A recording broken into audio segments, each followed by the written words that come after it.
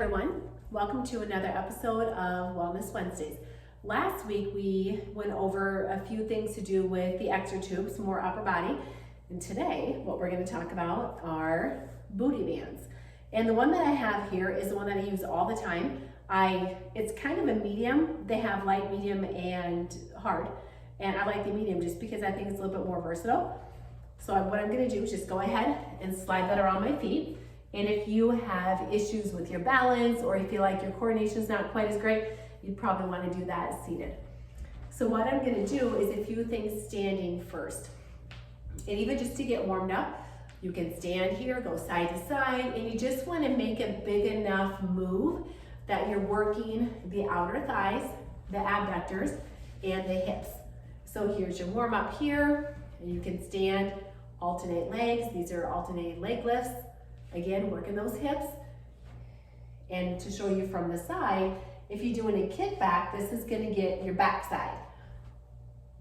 So you're not going to bring it up as high as you can, but you're going to bring it up far enough that you feel a little bit of stress right through those glutes.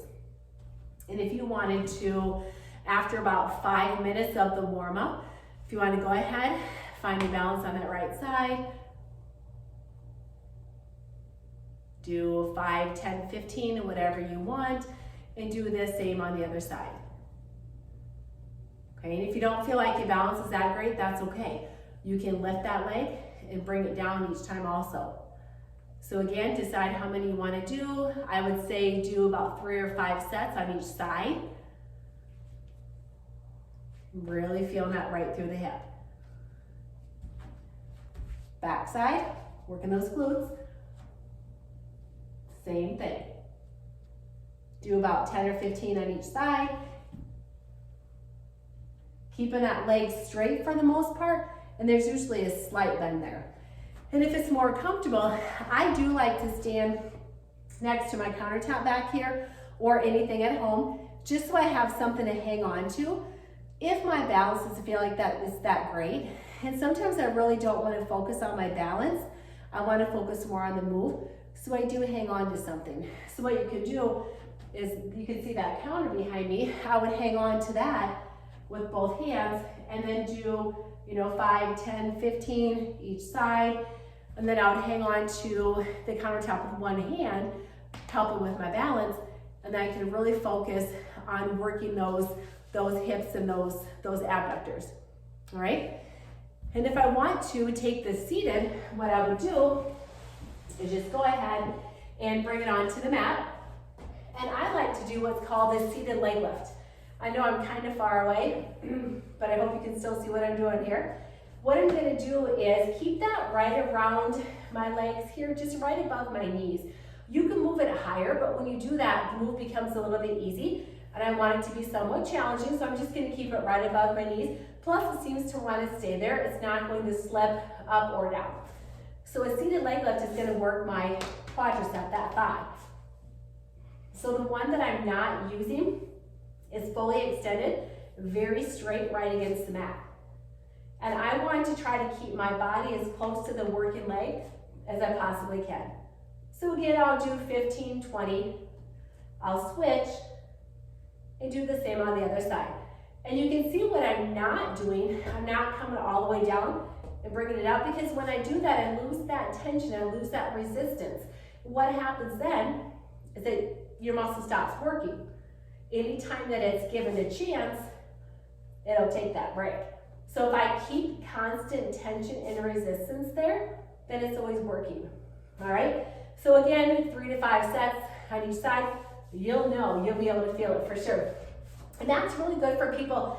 Maybe you're a runner, or maybe you are a cyclist and your knees are sore, but you still want to, while you're giving your body a break, trying to let it recover, and you don't want to irritate the knees, the seated leg lift is a perfect option for still strengthening those quadriceps without, requiring anything from the knee. And then I'll take it to the side and I'll do the lying abduction. So I'll bring that top leg slightly forward. Both hands are on the mat in front of me. And again, I'm going to bring that leg as high as I comfortably can. And if you can see, my toe is pointing down just a bit. It's not pointed toward the ceiling. what I want to do is make sure that I have that hip going straight toward the ceiling to really get that hip. And this part of your hip is actually still part of your backside. A super important part of that body, as it's part of your the lower half, part of your foundation. All right, outer thigh, I'm gonna switch. I'm gonna take that top leg back, pin it to the mat, and I'm gonna do an adduction. Inner thigh. So again, 15, 20, I would do multiple sets. I go back and forth from one leg to the next, swing around, do the exact same thing on the other side.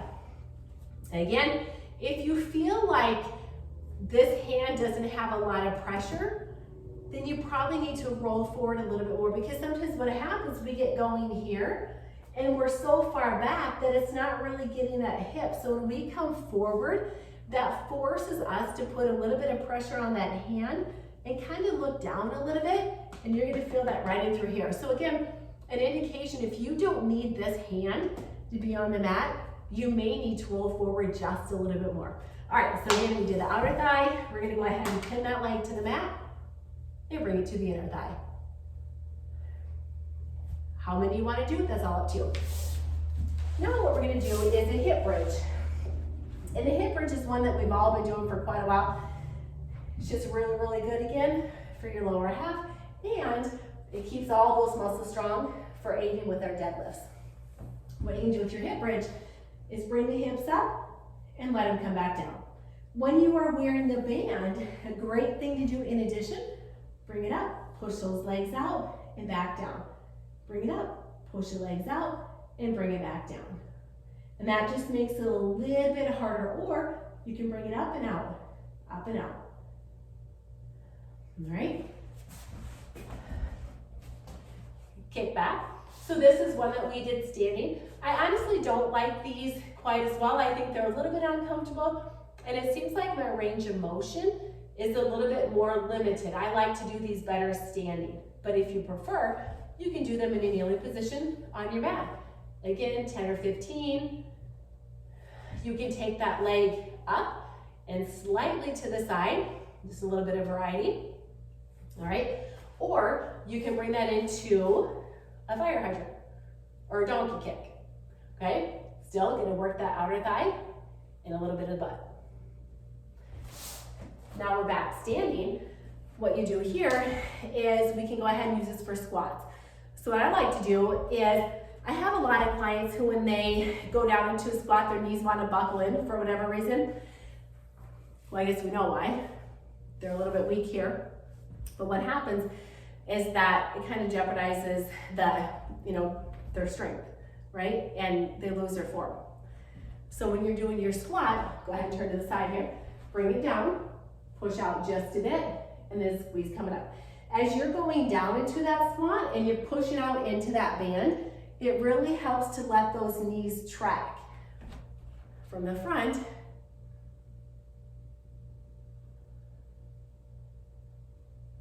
Okay, now if I'm here and I want to go ahead and push out 4, 6, 8 times, however many, and then back up, you really feel that right in through here. And this is one that we tend to do a lot.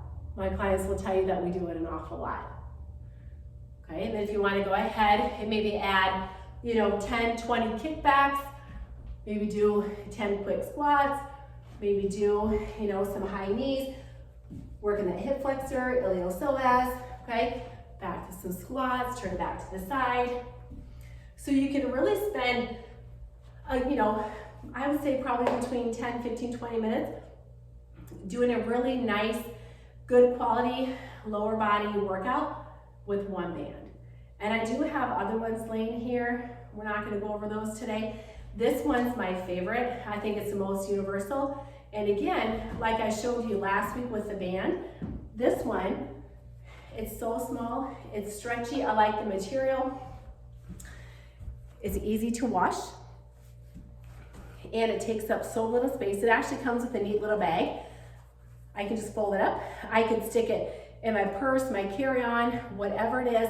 So every time I'm traveling, even if I'm going to a friend's house, I always take this with me, always. Because if I get done with a run, or we've been hiking, or we've been biking, doesn't matter. there's always something I want to do. Just I want to do something a little bit more, and this is a perfect thing to use. And I chose this one because of the resistance. I like the level. I've tried off so many different ones. I like this one. Some of them have a sticky back. I like those, but it just seems like it kind of grabs, even if we're not wearing pants, it grabs our legs a little bit more. Not a big deal. This one just tends to be a little bit more comfortable.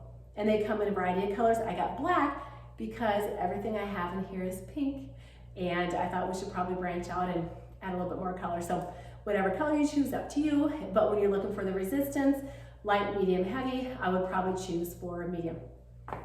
Thank you for joining.